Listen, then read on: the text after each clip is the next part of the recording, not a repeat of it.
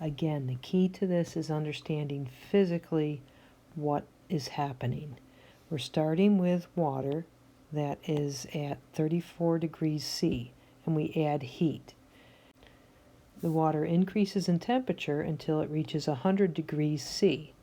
The heat involved in this process, a temperature change, is mass times the specific heat capacity times delta T.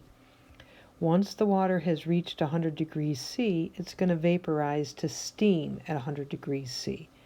That's going to take some amount of heat. Heat is equal to mass times the heat of vaporization.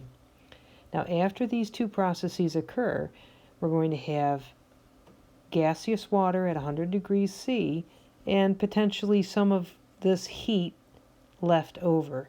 Any of the leftover heat is going to be used to heat the steam from 100 degrees C to some unknown final temperature. So here are our calculations as to the amount of heat involved in step 1, our temperature change, and step 2, our phase change. So here is the calculation of the amount of heat left after these first two processes. So we're starting with 500 calories. We're using some of that to heat the water to the transition temperature. And we're using some more of that to vaporize the water at the transition temperature to steam at the transition temperature. So this is the amount of heat that we have left. And this is the heat that can be used to heat the steam from 100 degrees C to some final temperature. All right, first we're going to calculate the delta T of the steam.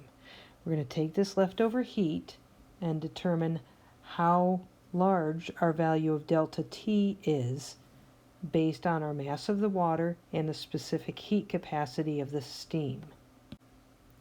All right, so here we've set up to calculate and calculated the delta T for the steam.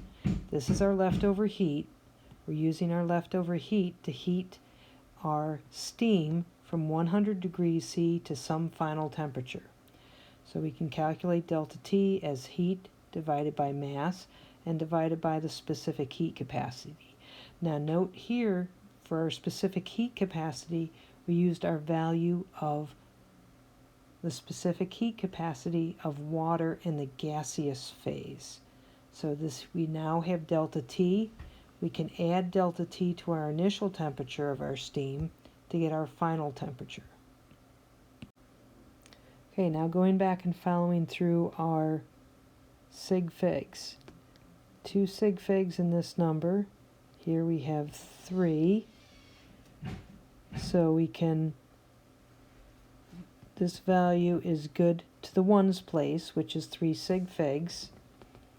3 sig figs here.